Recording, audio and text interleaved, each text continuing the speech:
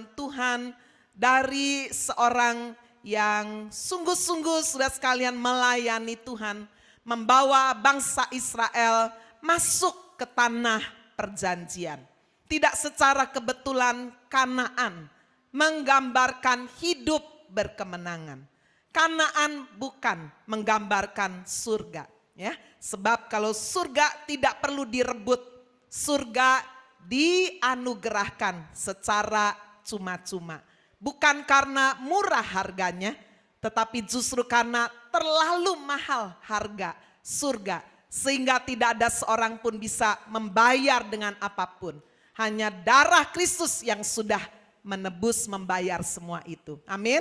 Ya, the promised land, Kanaan yang dijanjikan penuh dengan susu dan madu. Itulah menggambarkan kehidupan yang berkemenangan.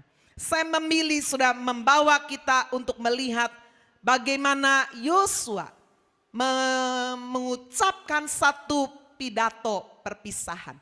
Nah, dari situ kita melihat bagaimana tuntunan Tuhan untuk membawa kita mengalami kemenangan. Nanti saya minta Pak Hendy bersama-sama sudah dengan jemaat. Saya akan membacakan Yosua pasal 24 ayat 13. Bapak Ibu sudah membaca dengan suara yang keras ayat 14 dan ayat 15 kita baca bersama-sama. Demikian bunyi firman Tuhan. Demikianlah kuberikan kepadamu negeri yang kamu peroleh tanpa bersusah-susah, dan kota-kota yang tidak kamu dirikan, tetapi kamulah yang diam di dalamnya, juga kebun-kebun anggur dan kebun-kebun zaitun yang tidak kamu tanami, kamulah yang makan hasilnya. Oleh sebab itu, takutlah akan Tuhan dan beribadahlah kepadanya dengan tulus ikhlas dan setia. Jauhkanlah Allah yang kepadanya nenek moyangmu telah beribadah di seberang sungai Efrat dan di Mesir, dan beribadahlah kepada Tuhan. Ayat 15 kita baca bersama-sama. Tetapi jika kamu anggap tidak baik untuk beribadah kepada Tuhan, pilihlah pada hari ini kepada siapa kamu akan beribadah. Allah yang kepadanya nenek moyangmu beribadah di seberang sungai Efrat, atau Allah orang Amori yang negerinya kamu diami ini. Tetapi aku dan seisi rumahku, kami akan beribadah kepada Tuhan. Kita yang percaya firman Tuhan berkata, amin.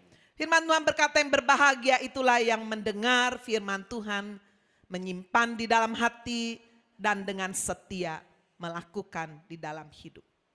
Bapak Ibu Saudara sekalian, bagian yang pertama untuk sungguh kita terus menerus mengalami kemenangan. Sebab saudara, kemenangan bukanlah satu tempat tujuan. Success is not a destination, but success is a journey. Kalau saudara menganggap bahwa saya udah berhasil dan saudara tidak lagi melakukan satu bagian dalam hidup saudara, saudara sedang menurun. Banyak orang yang memiliki bisnis usaha mungkin bisa mengenang sudah ada satu memori, dulu ya, dulu 10-20 tahun yang lalu saya punya perusahaan terbesar mungkin di bidang kayu ataupun yang lain. Ya, artis-artis kalau nggak hati-hati bisa bilang gitu, 20-25 tahun yang lalu saya ngetop gitu kan ya. But a success is not a destination. Hamba Tuhan jika tidak hati-hati berkata, dulu 25 tahun yang lalu ya, saya mungkin ya bisa menjadi seorang hamba Tuhan perempuan, nggak ada yang lain. Dulu, bagaimana sekarang? Success is not a destination, but a journey. Satu perjalanan yang terus menerus harus kita upayakan. Kemarin malam setelah ibadah tutup tahun di tempat ini, mama mertua anak saya pas ulang tahun. Jadi makan bersama, lalu ketemu sudah sekalian, ada kerabatnya di situ yang Kemudian bersaksi bahwa hidupnya dulu sudah jatuh di dalam dosa. Enggak tahu sudah berapa puluh wanita saudara ya. Dia hidup dalam perzinahan, perjudian, mabok-mabok, narkoba. Rasanya enggak mungkin sudah bisa bertobat. Tapi dia berkata sungguh-sungguh kemurahan Tuhanlah yang membuat dia bisa berubah. Bapak ibu saudara sekalian, kalau kita melihat bagaimana seseorang bisa diubahkan Tuhan, firman Tuhan berkata tanpa Roh Kudus tidak ada seorang pun bisa mengucapkan mengakui Yesus adalah Tuhan. Amin. Dan dia berkata susah sekali ya Bu Agnes. Untuk saya bisa terus menerus bertahan. Dia berkata dia baru 1 tahun nih tobat sungguh-sungguh. Saya bilang itu yang lebih sulit ya, memaintain. Saya bilang sama seperti rumah yang bagus. Bangunnya bisa asal punya uang kan. Tapi kalau sudah tidak maintain, sudah tidak pelihara, bangunan sebagus apapun bisa hancur. Saudara bisa membuat taman yang indah, pakai desainer, saudara pakai pohon-pohon dari luar negeri. Tapi coba jangan disirami, jangan dikasih pupuk, jangan diguntingnya rumput-rumputnya. Sudah enggak sampai 1 tahun akan jadi sangat liar, sangat jelek sekali. Saya bilang itu yang paling penting Pak. Bapak harus memaintain komunitas yang penting untuk betul-betul terus menerus. Membuat api Roh Kudus pertobatan itu terus berkobar. Begitu terpisah untuk sementara mungkin sepertinya masih menyala. Tapi kalau terus terpisah ya lama-lama mati. Itu sebabnya Bapak Ibu Saudara sekalian, ketika Yosua akan berpisah, dia sudah tua, dia sudah membawa bangsa Israel ke tanah perjanjian, the promised land.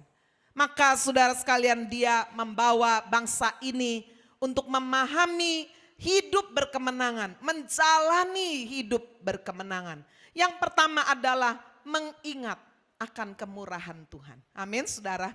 Di hari yang baru tanggal 1 bulan 1 tahun 2015. Mari kita ingat saudara yang baik. Kita ingat akan kemurahan Tuhan. Yosua berkata di dalam ayat yang ke-13. Demikianlah kuberikan kepadamu, Tuhan yang memberikan kepadamu negeri yang kamu peroleh tanpa bersusah-susah. Wow, luar biasa. Tuhan memberikan negeri tanpa bersusah-susah. Saudara bisa mengucapkan dengan bahasa saudara sendiri, betul. Tuhan menganugerahkan hidup saya dengan kemurahan. Dalam berbisnis, dalam berusaha, dalam berdagang, waduh luar biasa. Pemazmur Daud berkata, kemurahan dan kebaikan Tuhan akan mengikuti aku seumur hidupku. Amin saudara. Inilah bagian kehidupan orang benar. Kita tidak ngejar berkat pagi, siang, sore, malam. Tapi kita mengejar sumber berkat Kristus. Berkat-berkatnya akan ikut terus. Sudah sekalian 2 Petrus pasal yang terakhir menggambarkan kehidupan orang benar. Bagaimana dibawa dari satu kemurahan, dari satu kasih karunia kepada kasih karunia berikutnya. Saya bacakan dalam 2 Petrus pasal 3 ayat 18. Tetapi bertumbuhlah dalam kasih karunia, dalam pengenalan akan Tuhan dan Juru Selamat kita Yesus Kristus. Baginya kemuliaan sekarang dan sampai selama-lamanya. Kemurahan, kasih setia Tuhan. Amin saudara. Kasih setia Tuhan yang terbesar. Itulah ketika kita bisa menerima Yesus. Kita diselamatkan bukan karena perbuatan baik, bukan karena usaha kita. Tapi semata-mata karena anugerah. Grace is something we get, we do not deserve. Sesuatu yang kita terima yang sebetulnya kita tidak layak menerimanya.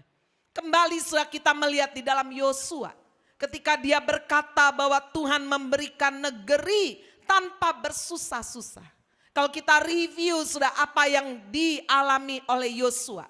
Ketika membawa bangsa ini masuk merebut Kanaan. Sudah rintangan yang terbesar adalah sungai Yordan. Kalau saudara melihat itu di dalam Yosua pasal yang ketiga. Bapak Ibu Saudara sekalian, sungai Yordan pada zaman itu adalah satu sungai yang bisa mengalami air pasang dan arusnya sangat deras. Itu sebabnya saudara, pada saat itu orang mengenal sungai Yordan, the river of Jordan is the river of death. Sama dengan sungai kematian. Tidak ada seorang pun bisa melewati sungai itu jika sedang pasang. Karena arusnya sangat deras. Tetapi Bapak Ibu Saudara, kalau kita melihat bagaimana Yosua mendapatkan perintah untuk membawa bangsa ini merebut Kanaan. Tetapi kenyataannya ada rintangan. Ada sungai Yordan. Tapi saudara, kita bisa melihat bagaimana Tuhan berfirman. Yosua pasal 3 ayat yang ke-13. Segera sesudah kaki para imam pengangkat tabut Tuhan, Tuhan semesta bumi berhenti di dalam air sungai Yordan. Maka air sungai itu akan terputus. Air yang turun dari hulu akan berhenti mengalir menjadi bendungan. Tuhan memberikan perintah kepada Yosua supaya para imam membawa tabut perjanjian. Saudara sekalian, dan menginjak sungai Yordan, ke dalam sungai Yordan. Bapak Ibu Saudara, tabut perjanjian adalah gambaran dari hadirat Allah. The presence of God. Berapa banyak seringkali dalam hidup ini kita tidak melihat kemenangan. Tidak melihat mujizat Tuhan. Karena kita tunggu-tungguan. Sudah bisa saja Yosua berkata, Tuhan engkau sibakkan dulu sungainya baru kami melangkah. Saudara sekalian, tetapi yang Tuhan mau apa? Kita melangkah dulu dengan iman, Tuhan akan buka jalan. Amin. Dan inilah yang terjadi. Dikatakan ketika kaki para imam segera sesudah segera sesudah kaki para imam pengangkat tabut Tuhan menginjak sungai Yordan yang arusnya deras, terbukalah sungai itu. Bapak Ibu Saudara sekalian, inilah yang firman Tuhan maksudkan. Tuhan sudah memberikan negeri tanpa bersusah-susah. Apakah ini satu-satunya rintangan yang dihadapi Yosua? Tidak. Kalau saudara membaca lagi setelah mereka bisa menghadapi rintangan yang pertama, ada rintangan lagi. Di dalam Yosua pasal yang ke-6 kita melihat ada satu tembok benteng kota yang sangat kuat. Begitu lebar tebalnya benteng itu. Sampai konon bisa saudara ditaruh 3 kereta kuda berjajar sekaligus. Zaman itu belum ada senjata yang mutakhir. Bagaimana Yosua bisa menerobos benteng kota yang kokoh ini. Bapak Ibu Saudara, kita juga membaca kisah bagaimana Tuhan berjumpa dengan Yosua. Bukan sebagai kawan, bukan sebagai lawan. Tetapi sebagai panglima bala tentara Tuhan. Kalau Bapak Ibu Saudara merindukan di tahun ini ada kemenangan. Jadikan Tuhan Yesus bukan hanya sahabat yang baik. Sebab kalau sahabat yang baik, kalau saudara lagi seneng, ya mau, temenin saya dong. Tapi begitu saudara lagi gak seneng, udah jangan ganggu saya ya, gitu kan. Tapi kalau saudara menjadikan Tuhan sebagai panglima bala tentara Tuhan. Dia berada di depan. Dia yang pegang kendali. Kita suka tidak suka, kita sedang good mood, bad mood, dia ada di depan. Amin. Itu artinya panglima bala tentara Tuhan. Kita prajurit. Kita tidak boleh berkata tidak. Tunggu ya Tuhan ya. Tidak. Kita bukan mengatur dia. Dia mengatur hidup kita. Berapa banyak seringkali kita menyebut Tuhan. Tapi sebetulnya yang ngatur kita. Tuhan saya mau ini, mau begini. Kenapa dia harus mati pakai pesawat Air Asia? Kenapa mesti begini? Apa Tuhan? Nah, kita sepertinya lebih hebat dari Tuhan. Tapi kalau kita jadikan Tuhan sebagai panglima berjalan di depan. Dia ambil kendali. Bapak Ibu Saudara sekalian, Yosua berlutut dan menyerahkan tampuk kepemimpinan. Tuhan yang pegang kendali.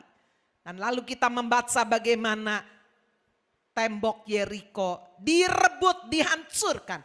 Kita melihat di dalam Yosua pasal 6 ayat 20. Lalu bersoraklah bangsa itu sedang sangkakala ditiup. Segera sesudah bangsa itu mendengar bunyi sangkakala, bersoraklah mereka dengan sorak yang nyaring, maka runtuhlah tembok itu. Lalu mereka memanjat masuk ke dalam kota, masing-masing langsung ke depan dan merebut kota itu. Saya percaya ketika Yosua berkata, Tuhan memberi negeri tanpa bersusah-susah. Dia sedang membawa bangsa Israel memiliki satu memori, memiliki satu ingatan. Saudara, bagaimana Tuhan menyertai. Jangan lupakan perbuatan Tuhan. Amin. Hari ini ketika kita memasuki tahun yang baru, ingat apa yang Tuhan sudah perbuat di dalam hidup saudara. Mungkin ada di antara saudara yang duduk di tempat ini berkata, Ibu betul. Saya sebetulnya tanggal 28 yang lalu naik pesawat Air Asia. Tapi karena telat nggak datang Bu, saya nggak jadi. Ini mungkin bisa diucapkan ada jemaat sudah 7 orang ya, yang seharusnya naik Air Asia. Tetapi karena pesawat itu dimajukan, seharusnya berangkat jam 7, ini dimajukan jam 5.20, dia ditelepon nggak diangkat, email nggak dibaca. Jadi datangnya saudara jam 6 pesawat sudah naik. Wah, dia marah karena bawa 7 orang, udah bayar tiket. Terus cari Garuda, untung ada. Ini high season, kok bisa sudah ada tiket Garuda yang pas 7 orang. Akhirnya dengan jengkel, mangkel naik. Begitu sampai di Singapura, lalu sudah dia buka bibi, waduh udah penuh sekali orang, semua orang cari dia. Dia ditelepon, kamu di mana ini? Loh, kamu kok selamat? Loh iya, ada apa? Pesawat Air Asia QZ 8501 belum ditemukan. Wah, kaget sekali. Dari kemarahan jadi apa saudara? Nangis, mengucap syukur. Bapak Ibu saudara sekalian, ada banyak di dalam kehidupan kita. Seringkali sudah kita merasa bahwa kita lebih tahu dari Tuhan. Tetapi jika Tuhan dijadikan pemimpin dalam hidup ini, ada saat sudah dia berkata tidak. Dia tidak selalu berkata ya terhadap doa saudara. Ada saat dia juga berkata wait, tunggu, nanti. Wah, kita enggak sabar. Sehingga kita seringkali salah bukan karena Tuhan tidak menolong, tetapi karena kita terlalu cepat. Sehingga jalannya bukan semakin cepat sudah kita tuju, semakin berputar-putar. Sekarang kita juga melihat bagaimana Yosua membawa bangsa ini memiliki satu memori, kebaikan-kebaikan Tuhan. Ada di antara Bapak Ibu Saudara di tempat ini mungkin sakit, hampir meninggal, tapi Tuhan tolong. Ada di antara saudara mungkin sudah diambang kehancuran rumah tangga, dengan cara yang ajaib Tuhan memulihkan. Begitu banyak. Saya kalau mengingat kembali sudah apa yang dikatakan dalam firman, Tuhan memberikan negeri tanpa bersusah-susah. Kalau saya sebagai hamba Tuhan bersama suami, saya mengingat betapa Tuhan yang memberi kami perintah untuk membuka pelayanan, menggembala. Padahal itu sesuatu yang saya dari awal sangat-sangat hindari. Buka gereja, gembala, waduh. Rasanya out of my mind ya. Tidak pernah terlintas sedikit pun dalam pikiran kami. Tetapi ketika kami mengambil langkah taat, saya merasa inilah yang terjadi. Tuhan memberi negeri tanpa bersusah-susah. Kemurahan demi kemurahan demi kemurahan. Beberapa waktu yang lalu pada saat saya mengundang seorang hamba Tuhan ya dari ND Flores, Ibu Leni. Sudah dia berdoa begitu banyak yang diteguhkan, saya pribadi diteguhkan. Dan diantaranya beliau berkata, Tuhan memberi kemurahan, kemurahan demi kemurahan kepada gereja Happy Family Center. Sudah percaya itu? Tuhan memberi kemurahan demi kemurahan. Sekarang coba kita lihat bagaimana bangsa ini ketika berperang. Tuhan juga berkata, aku yang berperang bagi bangsa ini. Tuhan yang menyatakan mujizat demi mujizat. Coba kita lihat sudah di dalam Yosua pasal yang ke-10. Ayat yang ke-8. Berfirmanlah Tuhan kepada Yosua, jangan takut kepada mereka, sebab aku menyerahkan mereka kepadamu. Tidak seorang pun dari mereka yang akan dapat bertahan menghadapi engkau. Ayat 10. Dan Tuhan mengacaukan mereka di depan orang Israel.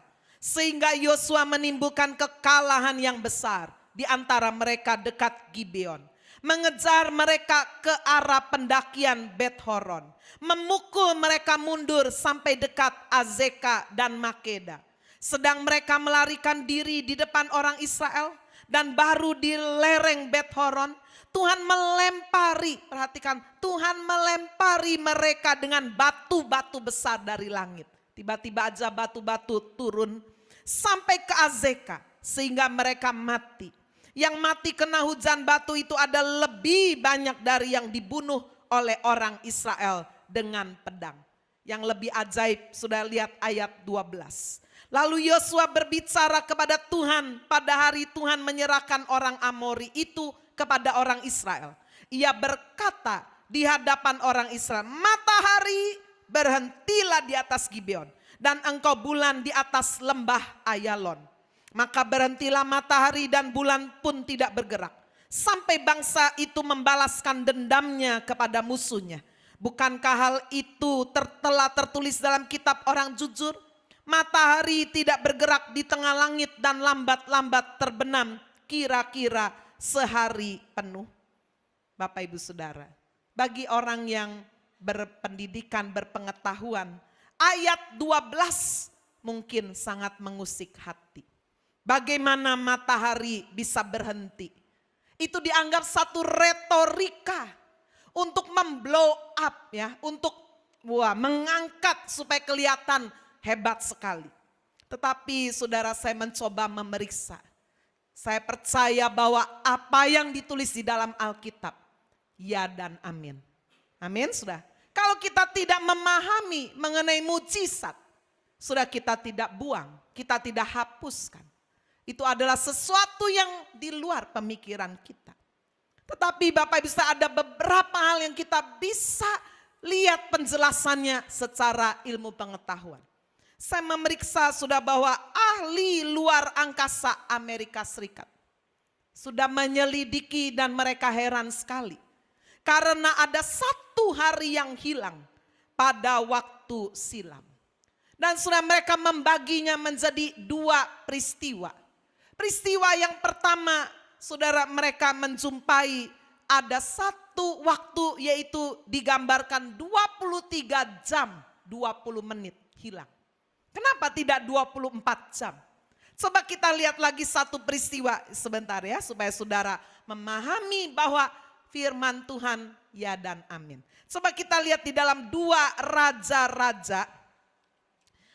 Raja-Raja pasal 20 ayat yang ke-8, peristiwa bagaimana ketika Hizkia minta supaya bayang-bayang matahari mundur 10 tapak. Wow.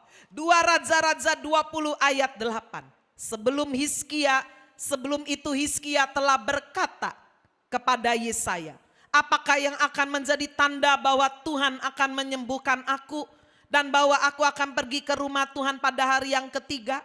Yesaya menjawab, inilah yang akan menjadi tanda bagimu dari Tuhan, bahwa Tuhan akan melakukan apa yang telah dijanjikannya. Akan majukah bayang-bayang itu 10 tapak atau akan mundur 10 tapak? Ya, jadi kasih tawaran. Hizkia berkata, perkara ringan bagi bayang-bayang itu untuk memanjang 10 tapak.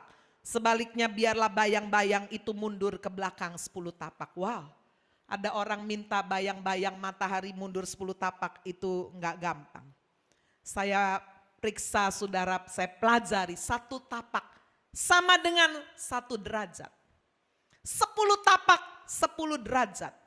Berarti kalau dibagi 10 per 360 dikali 24 dikali 60 akan menjumpai angka 40 menit. Berarti sudah Alkitab ya dan amin. Peristiwa bagaimana sudah sekalian dikatakan matahari seperti berhenti, diteliti sudah itu selama 23 jam 20 menit. Ditambah peristiwa dalam 2 Raja-Raja 20 ayat 8 sampai 10. Ketika matahari mundur, bayang-bayang matahari mundur 10 tapak. Itu saudara berlangsung 40 menit.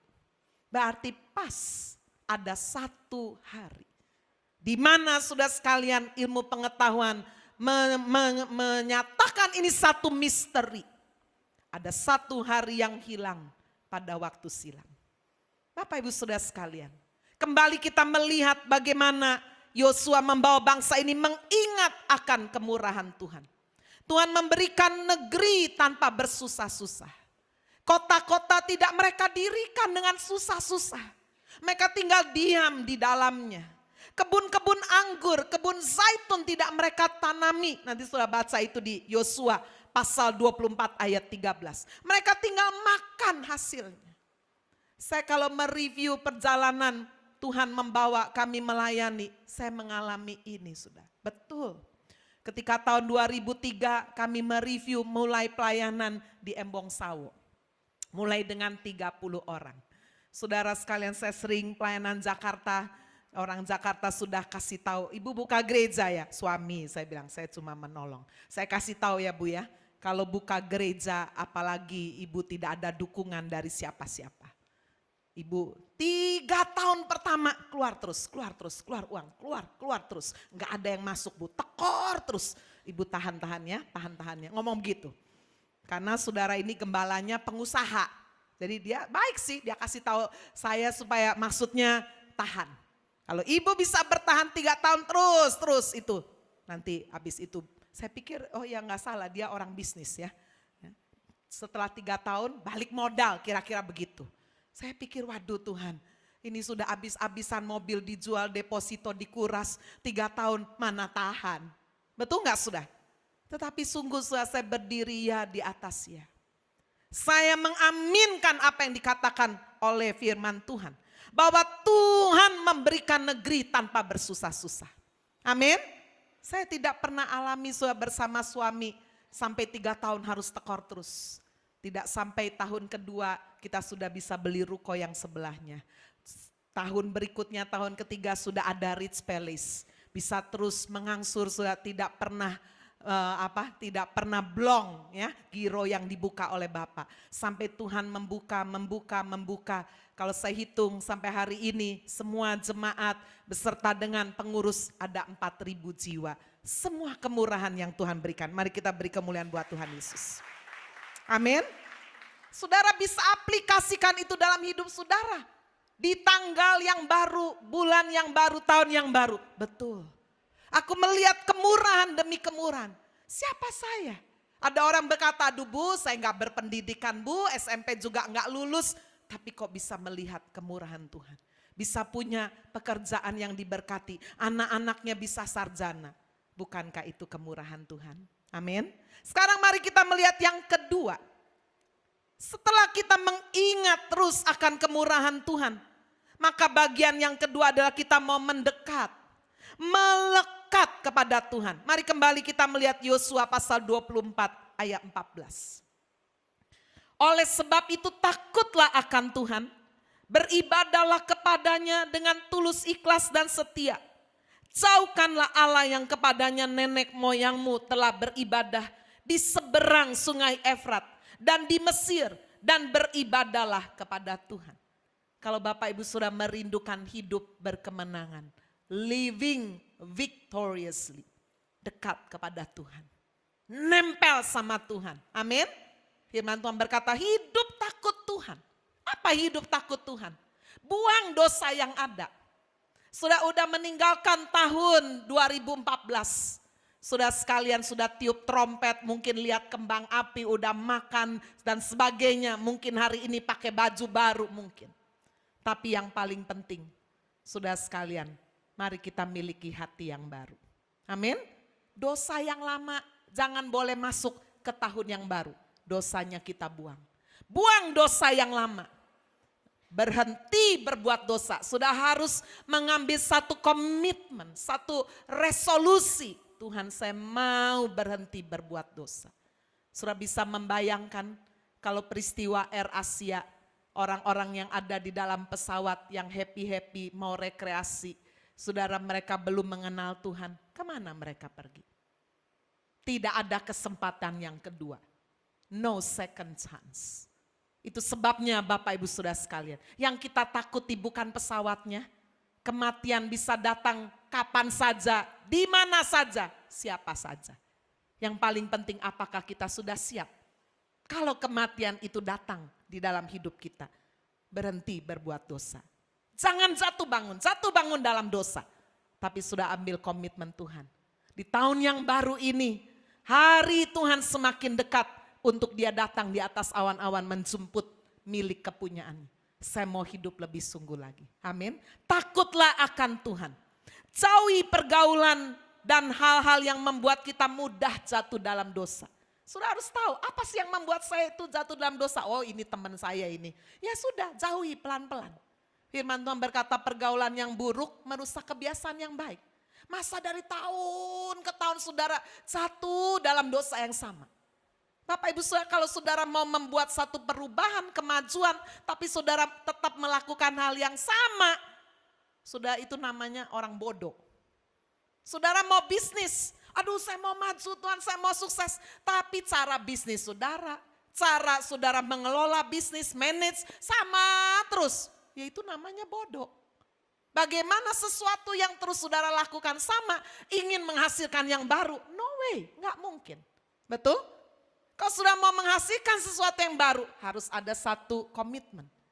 Apa ya yang dulu saya nggak benar ya? Oh ya, saya mau perbaharui pergaulan, hal-hal yang membuat kita mudah sekali jatuh dalam dosa.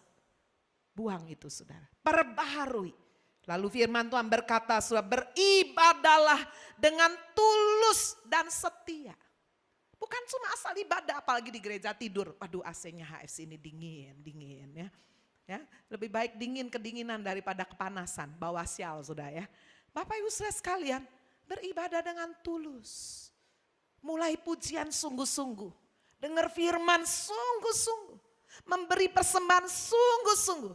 Kemarin malam diberi kesempatan membawa ucapan syukur sepanjang tahun Tuhan. Saya sudah diberkati, saya mau membawa ini sebagai satu persembahan khusus. Saya mau melakukan kemarin belum, hari ini silakan. Sudah berhubungan dengan Tuhan. Sebagai satu ucapan syukur beribadah dengan tulus. Dengan setia kata firman Tuhan. Kenapa ada orang sudah masuk ke dalam penyesatan?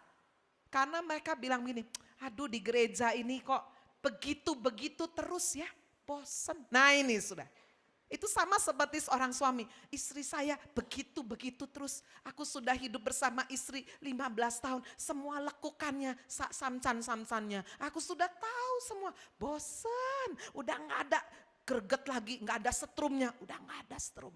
Aku mau cari yang lain. Wah, dosa itu nikmat saudara. Kenapa? Karena saudara memiliki milik orang lain, nikmat. Tetapi ujungnya adalah maut.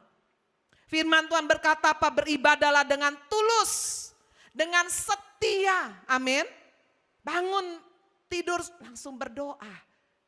Rutin saudara, setia. Baca firman, minta pimpinan penyertaan Tuhan. Lalu kemudian Yosua berkata apa? Tolak dan jauhkan dirimu dari dewa-dewa, Allah-Allah nenek moyangmu yang beribadah di seberang sungai Efrat. Tolak ilah-ilah yang lain.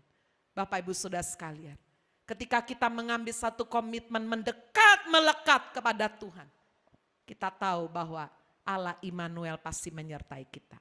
Amin. Kalau Tuhan menyertai kita, Dia berjalan di depan kita, sudah kita tinggal ikut aja. Saudara akan lihat apa saja yang sudah kerjakan akan Tuhan buat berhasil. Amin. Dan kalau Tuhan membuat sudah berhasil, kita gak bisa sombong. Karena itu bukan kita. Tapi kalau sudah berkata, oh ini karena saya memang hebat, saya pinter, saya sarjana, saya punya pengalaman, saya sudah sukses terus. Wah, tunggu saja tanggal mainnya. Karena Allah membenci orang sombong. Tetapi ketika kita melekat, mendekat kepada Tuhan, kita akan lihat pimpinan Tuhan, ya dan amin.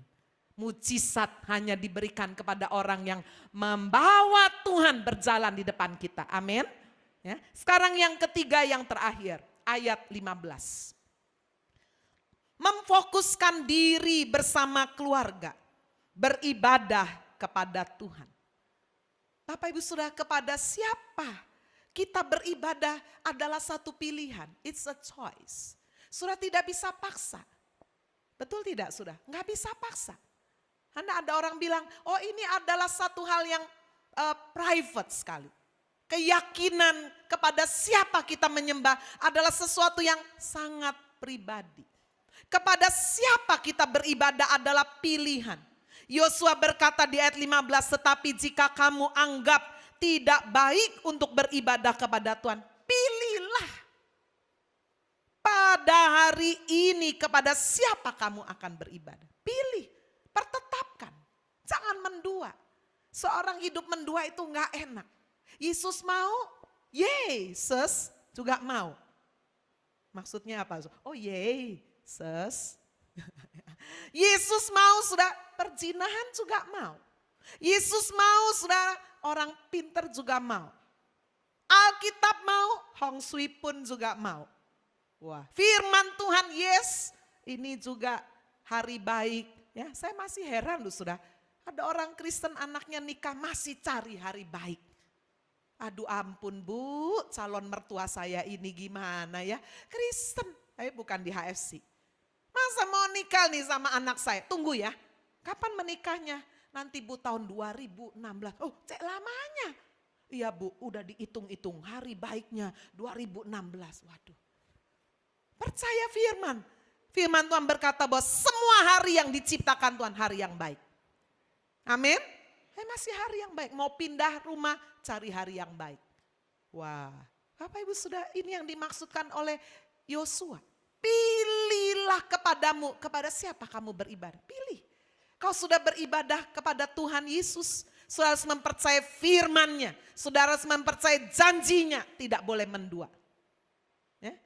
Ada orang berkata begini, ya Bu percaya sih percaya. Tapi ya gimana ya, kita lo hidup di Indonesia budayanya, percaya nggak percaya lo, jangan saudara. Iblis paling seneng orang yang mendua. Tapi kalau saudara berkata di dalam nama Tuhan Yesus, hidupku, hari-hariku, semua peristiwa dalam hidupku diatur oleh Tuhan.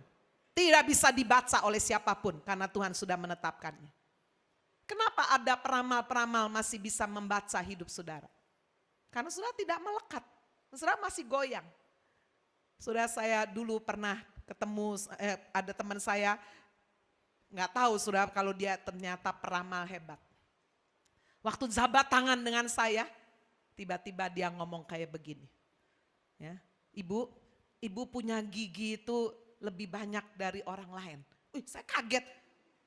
Soalnya kalau masih ngomong andeng-andeng, saya aja nggak pernah ngitungin gigi saya.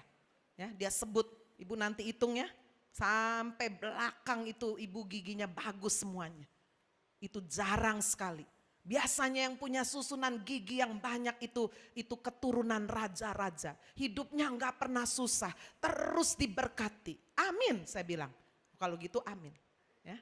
Terus teman saya bilang, apalagi apa? Yang lain-lain masa depan saya nggak bisa lihat. Itu seperti ditutupi oleh satu cahaya bersinar-sinar.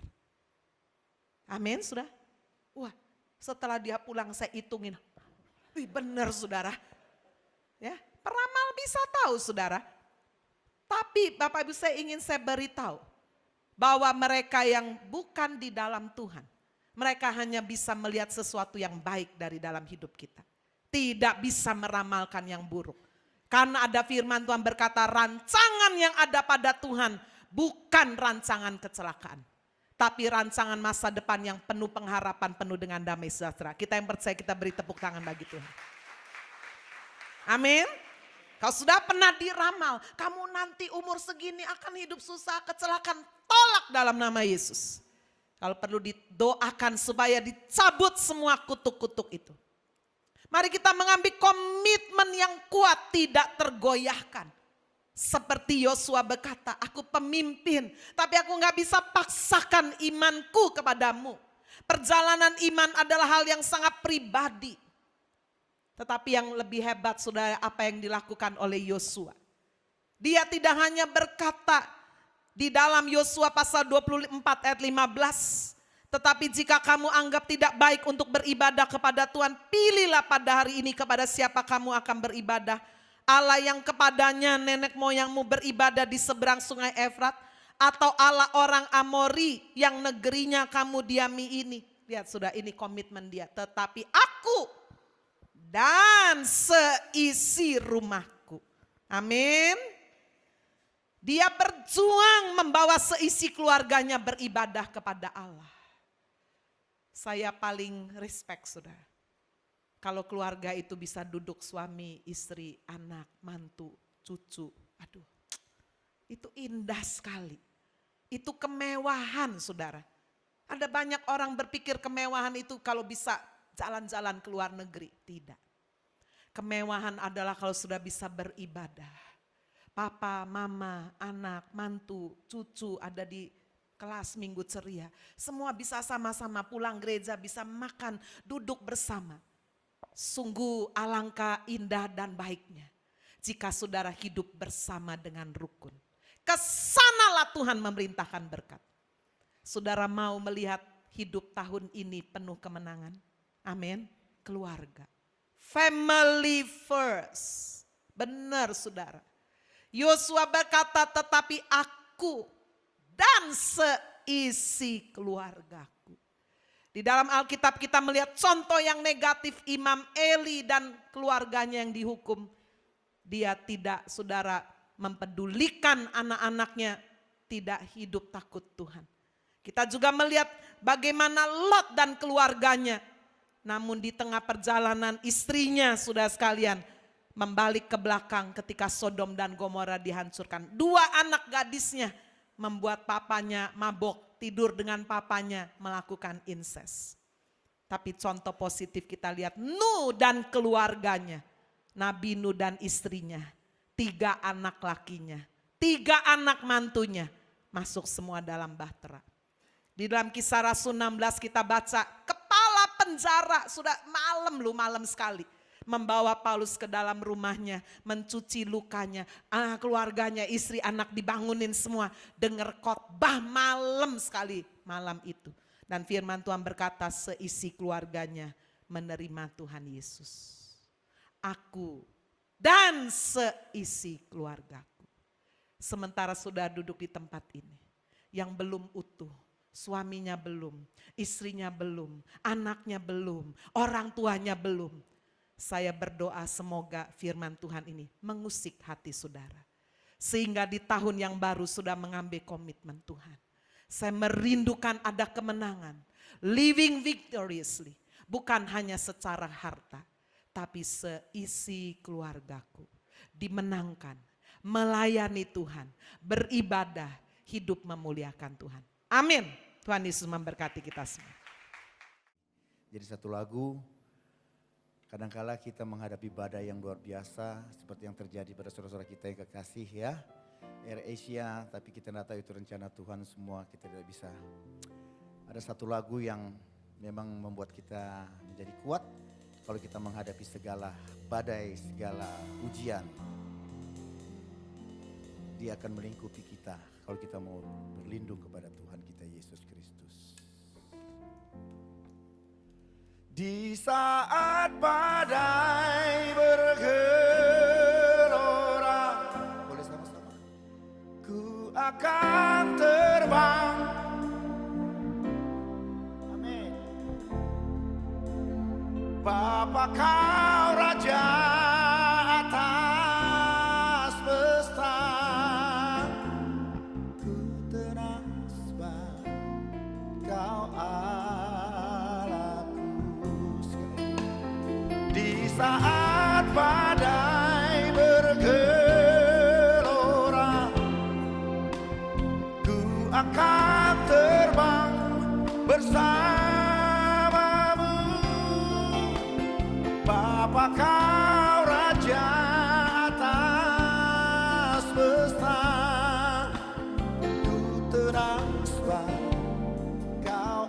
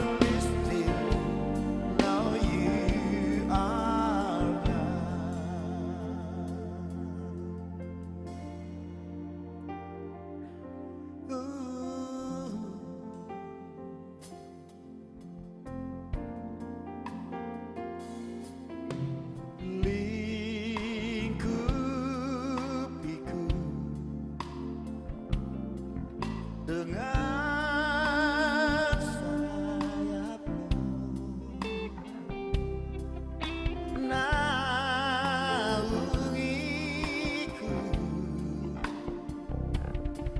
dengan kuasa-Mu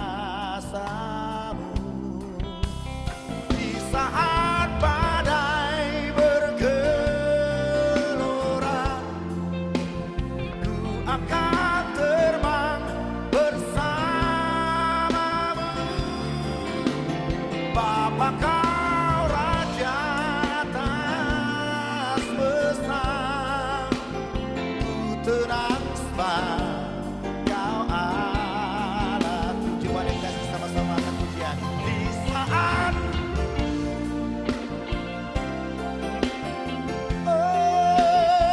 ku akan terbang, Bapa, Kau Raja, ku tenang sebab Kau Allahku. Di saat badai bergelora, ku akan terbang bersama-Mu. Bapa, Kau Raja atas semesta, ku tenang sebab Kau Allahku. Ku tenang sebab Kau Allahku. Ku tenang sebab Kau Allah.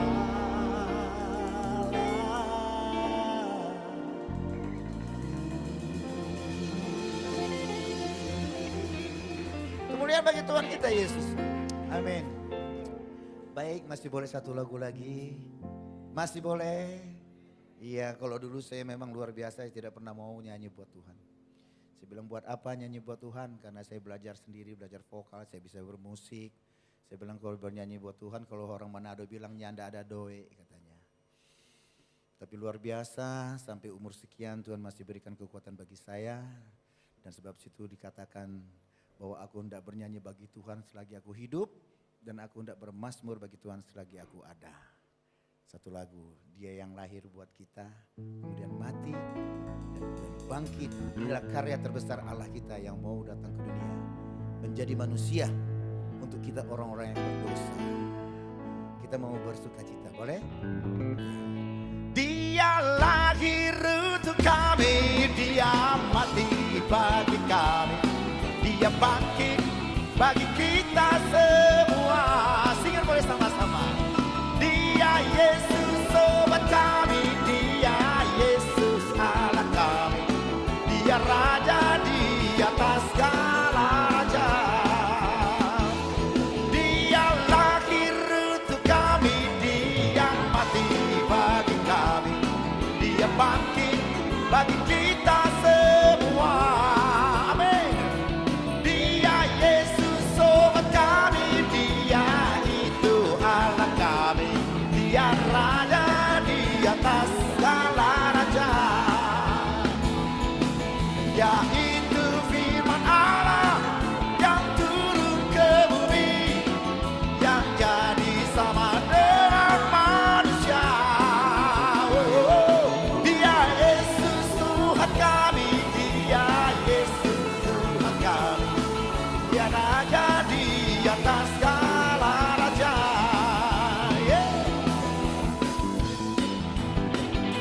Bukan yang bernafas saja bermazmur bagi Tuhan, memuji Tuhan. Benda-benda mati pun ikut memuji Tuhan.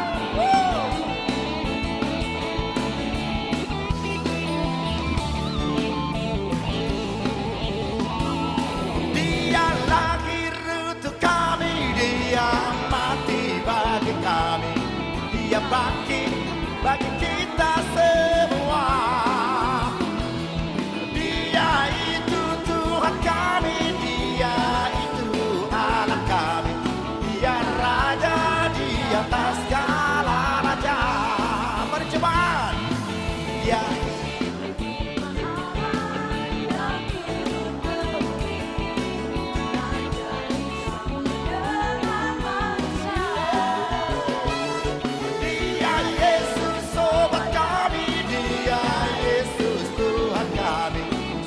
penebus juru selamat dunia.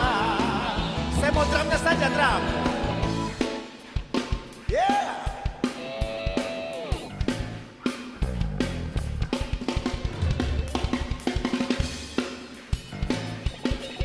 Everybody wants more. You want more? Say yes. Yes. Yes. All right. More, more, more. I want more, more, more.